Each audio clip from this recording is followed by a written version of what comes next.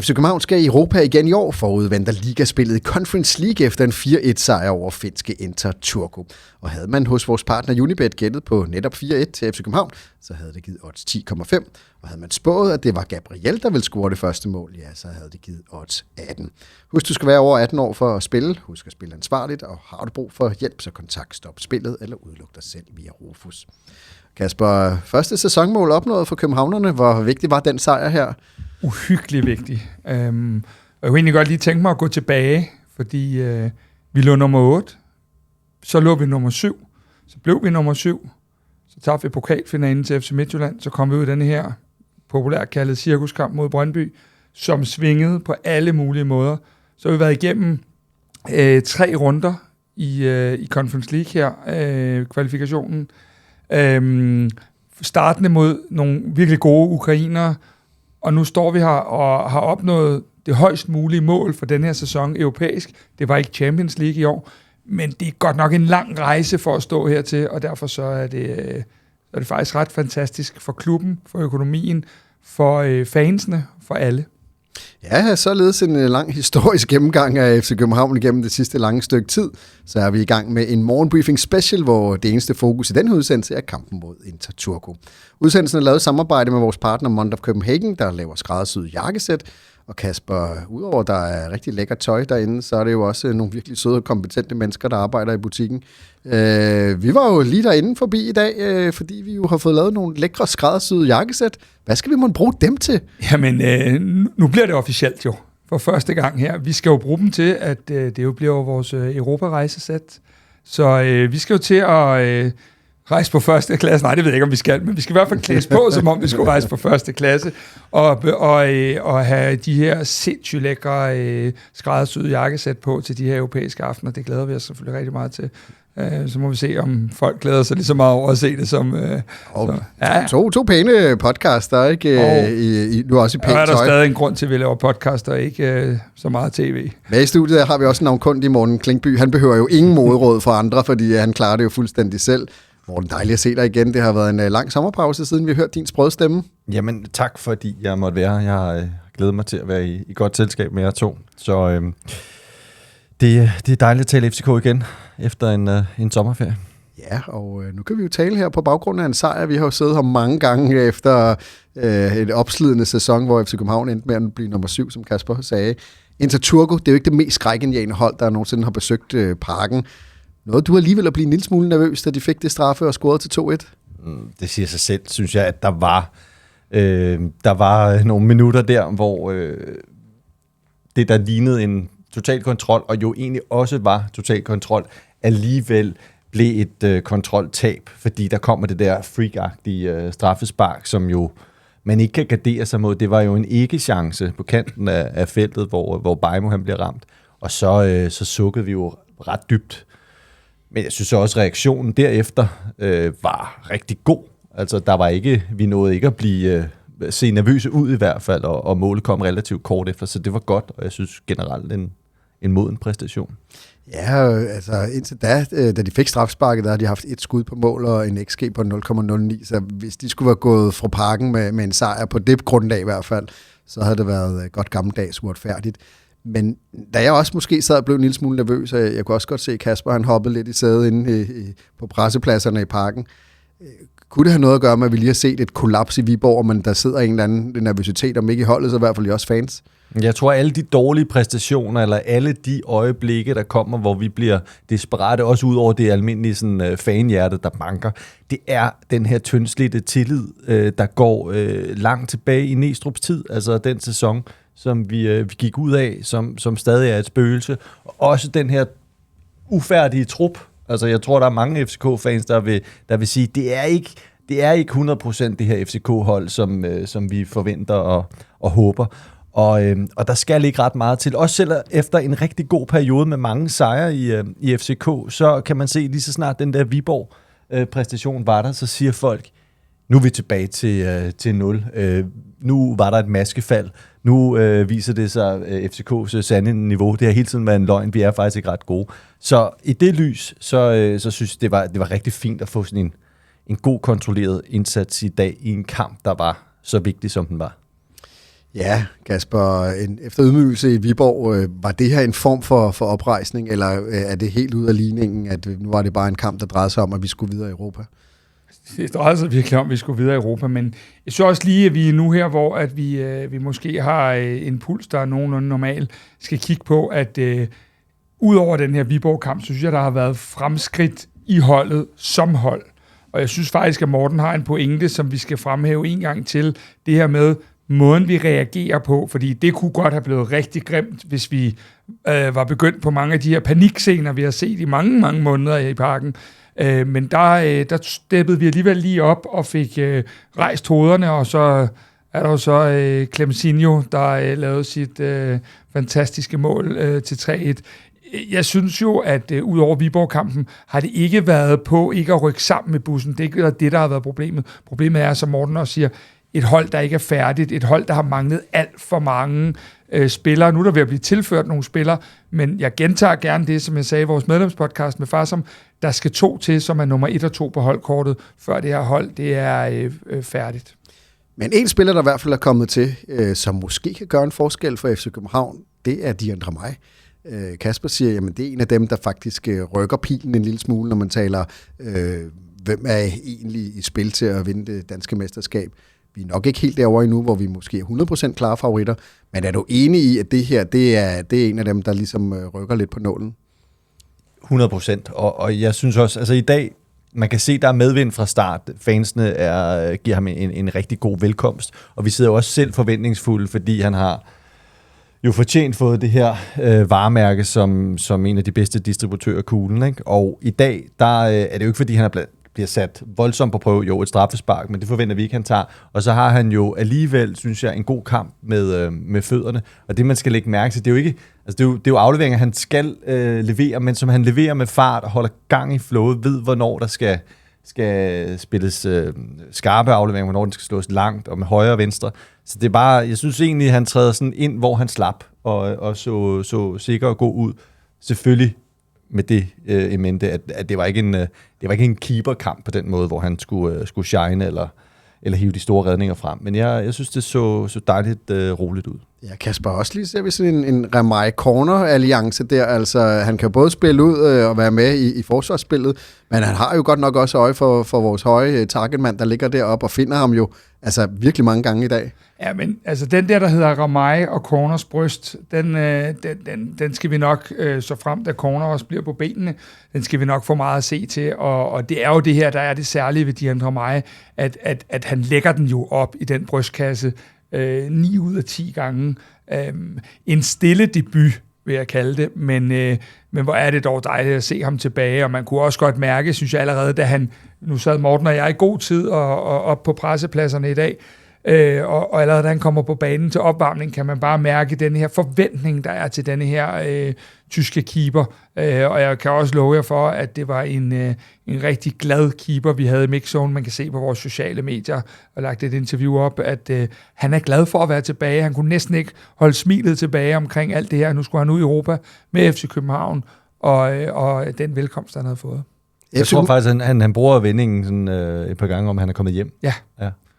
Det skal nok passe. Jeg er bare skide glad i dag, så jeg glemmer halvdelen af, hvad nogen har sagt. Jeg synes, det er så fedt, det her. Ja, sorry, det er det bare. Det er simpelthen så dejligt, at vi igen skal ud i Europa. Vi skal have, pengene kommer til klubben, som er en del af det, vi skal bruge. Jeg ved godt, at Conference League bliver kaldt diverse øgenavn og så videre, men du kan altså tjene en masse koefficientpoint. Du får oplevelser, du har nemmere ved at tiltrække spillere, når det er, vi konstant er i Europa. Så jeg synes simpelthen ikke, at vi må underkende det her. Og så er det godt være, at det ikke hedder Real Madrid og Manchester City, men jeg er sindssygt glad og stolt over at være i en klub, hvor vi er det igen i år. Og lad mig bare supplere til det, fordi jeg er enig, og jeg tror, der er mange, der vil sige, jamen det er jo bløde modstandere, vi møder, når vi skal kvalificeres til sådan noget Conference League. Og det er rigtigt. Men det er jo ikke kampen alene mod Turku, det er jo mængden af gange, vi har kvalificeret os til Europa. Og det er, synes jeg bare, vigtigt at understrege, at det så altså vanskeligt ud, da vi kiggede tilbage i det spæde forår, og alt hang i laser, at vi alligevel der på trods har formået at overstige først et slutspil, en Brøndby-kamp, og så de her Det synes jeg trods alt er moden i en hæsblæsende tid. Og så en af de pointer, der er meget vigtige her, det er Conference League. Der vil være de her, skal vi passe på med at kalde nogle hold for bløde modstandere, der vil også være kampe i det her, den her ligafase, der er bløde kampe. Jeg har allerede set Marvin Nasnas få flere indhop her i de her kvalifikationskampe. Jeg kan også huske tilbage for nogle år siden, da vi var i Conference League, hvor vi havde Elias Jelert, vi havde Rasmus Højlund, Isak Bergman Johannesson, Håkan Haraldsson osv. Vi får muligheder for os at give de her unge nogle helt uvurderlige minutter i nogle af de her europæiske kampe. Og det er jo en del, når vi nu gerne vil lidt den vej med mange af vores unge, og vi har så dygtige spillere, at så får de også den med på opleveren, og det synes jeg bare, man skal man lige tage med os. Ja, FC København har jo for vane at score 3 mål i de fleste af kampe. I dag der blev det til 4 mål med lige hjælp for en finsk fod til allersidst. Lad os lige prøve at gennemgå den. Det første mål, Gabriel scorer på en dødbold. Igen er dødbolde ved at blive et genopfundet våben for FC København. Ja, det synes jeg godt, vi kan sige. Nu siger du genopfundet. I hvert fald et opfundet våben. Det er godt nok langt. Det er mange år siden. Man skal være meget, meget, meget gammel for at kunne huske genopfundet i den her med det er jo klart nok, når vi er tilbage til sådan det klassiske store luftvåben, så var det en disciplin, vi så frem imod. Og jeg synes, at der har været rigtig mange kampe, også i Conference League, hvor vi har scoret på dødbold. Gabriel har scoret en, Corner har scoret en. Flere har scoret. Og i dag så er det en kort variant. Det fortæller også noget om sådan variationen og opfindsomheden, som jo skal tilskrives Christoffer Wickmann i høj grad. Og en god bold ind fra Lopez til Gabriel, der så rammer den med noget, der ligner skulderen.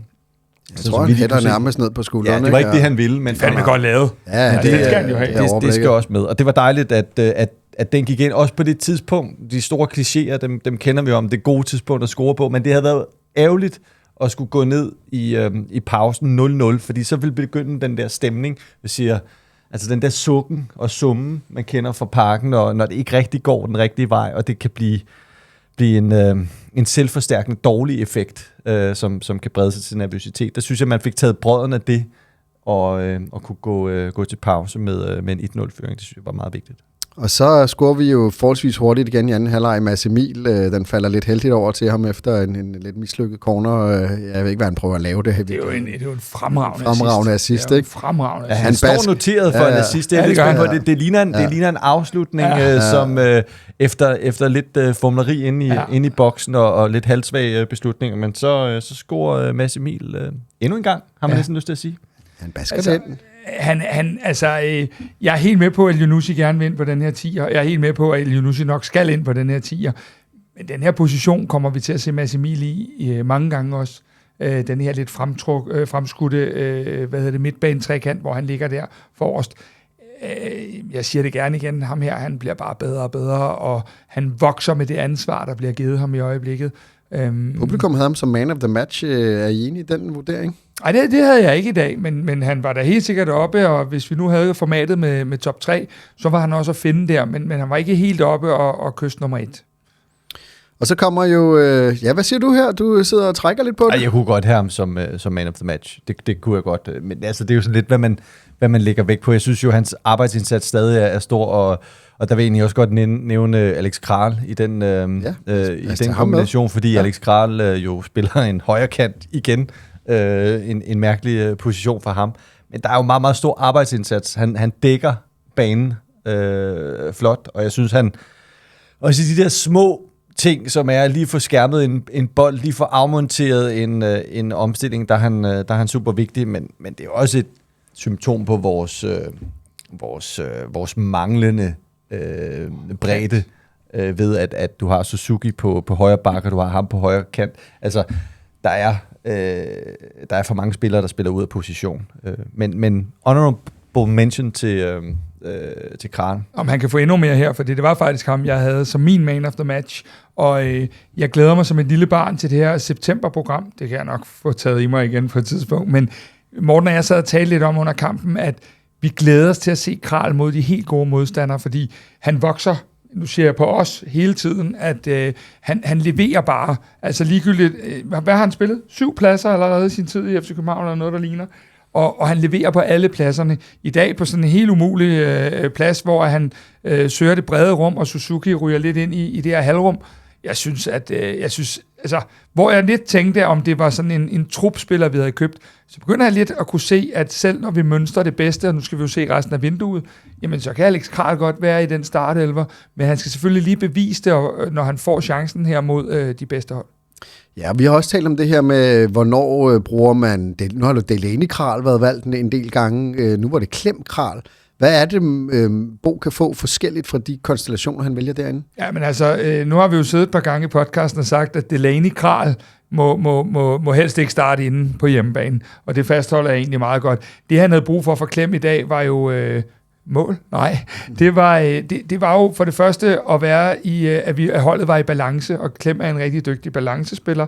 Vi så jo et par prøver på, at de havde de her lyn på kanterne, der skulle Klem ligesom være med til at komme i det her restforsvar, og så er Klem jo sandsynligvis den bedste på bolden af de tre, og det kunne der blive brug for i forhold til også at kunne spille igennem deres kæder en gang imellem. Så valget i dag var rimelig logisk, og så måske ikke så mange gange, vi skal få håbe på at se Kral på den her position, trods alt, fordi at den næste, der ligger her, den ligger hos Spigman nu.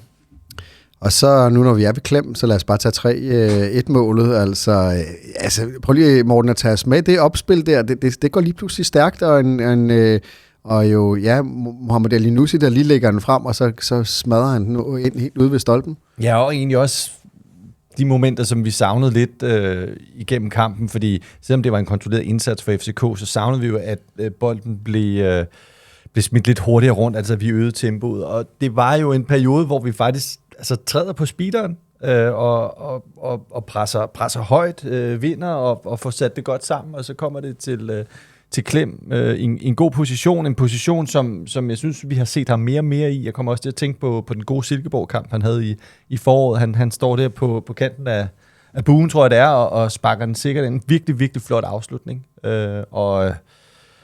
Og det var også den, der var med til at sige, okay, så værre var det heller ikke.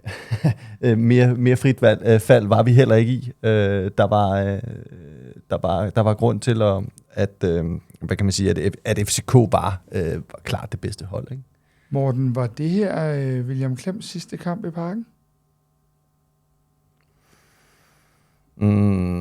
Jeg kigger lidt frem på pustespillet, ikke, de næste par dage.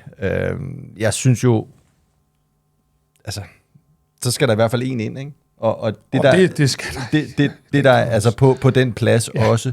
Og det jeg tænker på med Klem, det er jo, at han er et meget, meget godt værktøj at have, fordi han ikke helt ligner de andre. Altså nu nævnte du balancespilleren før, og han har den der måde at fortolke sekseren på, som er lidt mere ren end, Delaney, det er jo meget dueller og power, og mindre og mindre bold efterhånden.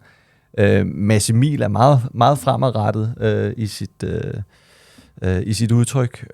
Kral er jo måske lidt en hybrid, men virkelig en løber, og der synes jeg, at i nogle kampe vil det klæde at få Klem ind til at stabilisere det. Jeg synes også, han har vist det i nogle af de europæiske kampe, jeg kommer til at tænke på, at vi er reelt ude. Nogle af de der kampe, hvor vi er sat hårdt på prøver, og vi virkelig skal have en stram struktur og balance på holdet. Men det må komme an på, hvad der kommer ind, ikke? Fordi det, jeg først og fremmest savner i den her trup, det er et højere topniveau. Altså, jeg savner den spiller, der kan løfte endnu mere. Og jo, det var et flot mål i dag, men det er jo ikke, vi er jo ikke vant til, at det er Klem, der skal tage sagerne i egen hånd og få et stort output på. Det gjorde han i dag, det har han gjort i andre kampe, men jeg synes, vi har brug for en, der kan hæve den overlægger betydeligt. Jeg beholder meget gerne William Klem, men hvis man for en gang skyld skal se lidt ud over at være glad for FC København, og så måske tage spillerens parti, så tænker jeg nogle gange lidt på William Klem også, hans udvikling, hvis han bliver ved med at skal være rotationsspiller, kunne jeg bare også godt være nervøs for.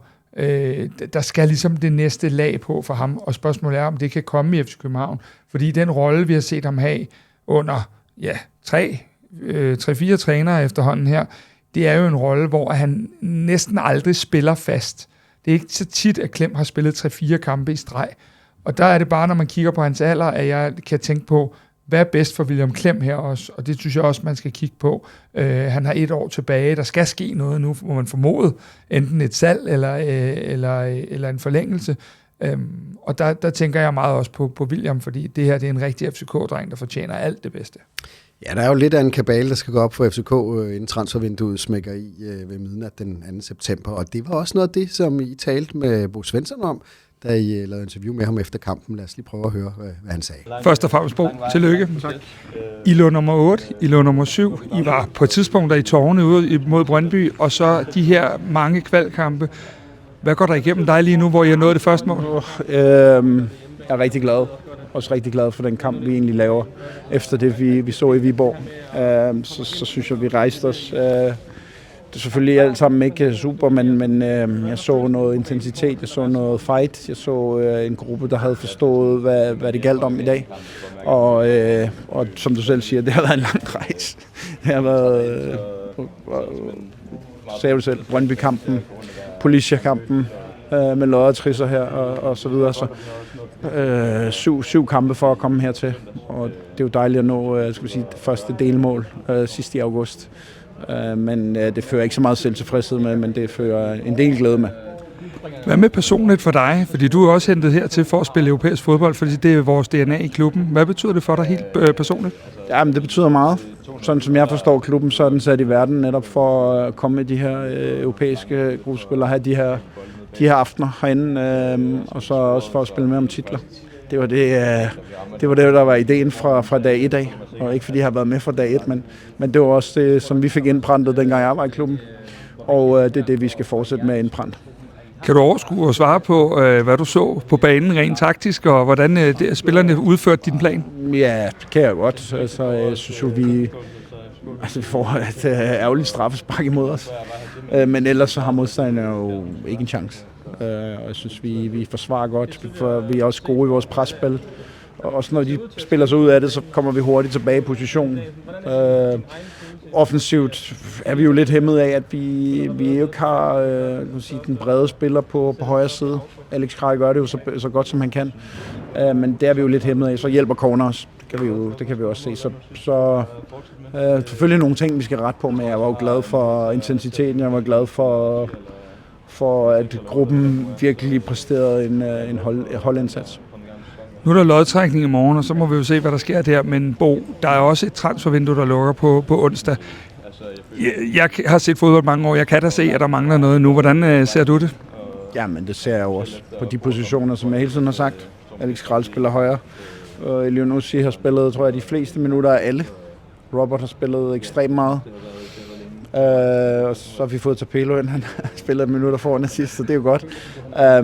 Men det siger sig selv. Vi har mistet Elias Achuri, Jordan Larsson og Victor Claesson på den offensive midtbane. Og vi har fået Tapelo ind. Så siger matematikken og fornuften jo, at der skal ske noget. Og også at med de ambitioner, som man skal herinde, det som klubben blev bygget på i sin tid, så skal man også på den front kunne leve op til det, man kan. Ja, hvad var det for en Bo Svensson? Hvad var det for nogle budskaber, han havde med om det transfervindue her, Kasper? Hvis jeg nu snakker om følelserne, så kan Morten snakke om transfer her. Det var i hvert fald en meget lettet Bo Svensson, og en Bo Svensson, som jo for første gang skal ud og prøve ligaspillet selv. Og det er sjældent, han taler sådan personligt, men det han sagde her var jo, hvor meget det også betød for ham. Han ved jo godt, at han er hentet det her til for 2 ting. FC København skal ud i Europa, og FC København skal være danske mestre. Danske mestre, det kunne vi ikke blive, da han kom til. Det var lidt svært. Det kan vi ikke gøre noget ved nu, men nu kom han ud og fik sit hold i den højst mulige turnering. Og han kunne også godt huske, som jeg sagde i indledningen, det her med, hvor langt tilbage vi skulle kigge for at se, hvor mange hurdler vi har skulle over, hvor ikke én måtte gå galt. Brøndby-kampen må ikke gå galt. 1 runde måtte ikke gå galt, så er du færdig. Der er ikke noget net under denne her turnering.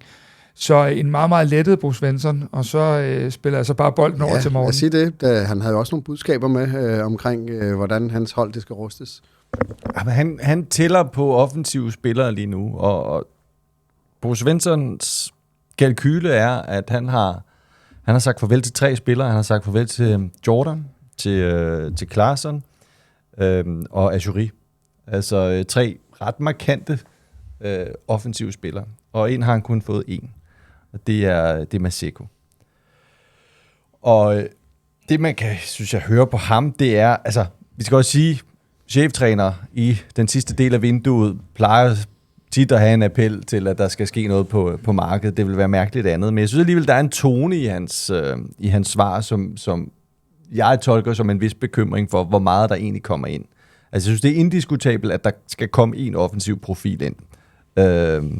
Altså, til en kant eller en hybrid.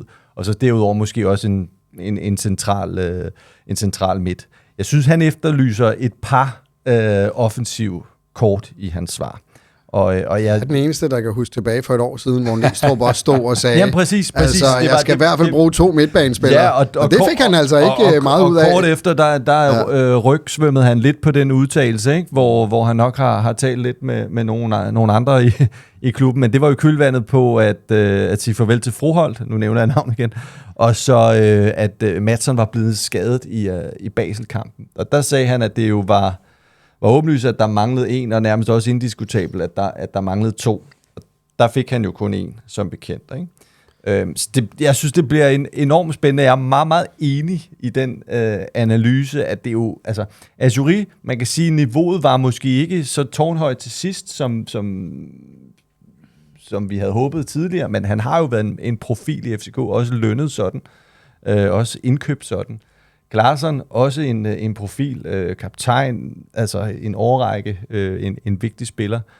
Og så Larsson som den med det største output i seneste sæson. Og man har erstattet ham med en, vil jeg sige, delvis udviklingsspiller. Det er jo ikke en, der er fuldstændig fra stjernehylderne, vel? Altså, det er en, og så er der flere ting i den ligning, fordi udover at du har mistet de her spillere, så har du også en Youssoufa Moukoko, som vi vel godt tør sige nu, ikke er en kæmpe del af Bruce Svenssons planer. Du har en Andreas Cornelius, som gudskelov holdt her til sidst i dag, men som jo også må formodes at få flere pauser i løbet af den her sæson, så bliver det bare meget, meget tyndt. Og prøv lige derude og lukke øjnene og forestil jer, at Elyounoussi eller Hoppers bliver skadet lige nu. Så får jeg i hvert fald et nervesystem, der ikke byder på søvn og ro. Det er helt sikkert. Men det er også det, han siger. Det er bare lige for at gentage, at han siger jo ikke bare numerisk, hvor mange spillere der skal ind. Han siger også, taler også om, hvilken kvalitet der skal ind, ikke? Og det han i hvert fald har fået ind, det var Maseko. Han fik ikke lang tid på banen, men han skulle heller ikke bruge lang tid på banen. Han fik godt nok ikke scoret, men han må sige, Kasper, vi så nogle af de ting, vi i hvert fald havde defineret i de podcasts, vi lavede, inden han var kom. Fart og godt med gå på mod, og et mål er et mål, og jeg er super glad for, at vi fik det her mål til 4-1, men var det dog synd, at Markgraf, som jo er den, der skal til at putte den her bold ind, ikke lige når at få lov til det, for det havde været smukt med de 2 indskifter og 2 helt nye spillere ned foran sektion 12 og have fået den, men altså, det er godt nok i petitesseafdelingen, det er der ingen tvivl om, men super fint indhop, og super fedt, at han i sin nærmest første berøring også kommer ned og mærker fansene nede i den ende, og sådan noget, det skal man slet ikke underkende. Og må ikke, at vi får ham mere at se mod Sønderjyske, det tror jeg helt sikkert. Og dermed runder vi altså analysen af. FC København er i Europa efter en forholdsvis overlegen sejr over Inter Turku. Jeg synes lige, Kasper, en sidste ting. Der er en sidste pointe. Vi skal lige hæve os over os selv for en gang skyld herinde i FC København. Vi har 4 danske hold med nu i Conference League, og det synes jeg et eller andet sted er fedt. Både fordi, at der er 4 hold, der får den samme præmis af dem, som vi også formoder skal spille med om det danske mesterskab. Og det synes jeg er en super fin ting, at vi har 3 andre hold, der også får den her belastning med de her mange rejser og mange ekstra spilledage, når vi skal spille Superliga her. Jeg synes, at det er fedt for den position, vi har allerede for næste sommer, hvor 2 hold kommer i Champions League-kvalifikationen, at der nu bliver mulighed for, i den trods alt dårligste af de 3 turneringer, at en masse danske hold kan få point. Normalt er jeg ikke sådan helt vild med andre danske hold, men jeg synes, i den her sæson, der får vi nok brug for, at de også skal ud og kæmpe mod nogle af de andre hold. Og dermed så slutter vi morgenbriefing for i dag. Partner på den her udsendelse er Mont, der laver skræddersyet jakkesæt til dig, der lever i dem. Glem stive og ukomfortable jakkesæt. Hos Mont får du kvalitet og pasform, der bevæger sig med dig, uanset om du sidder i møder hele dagen eller er på farten. Det perfekte match til businesskunden.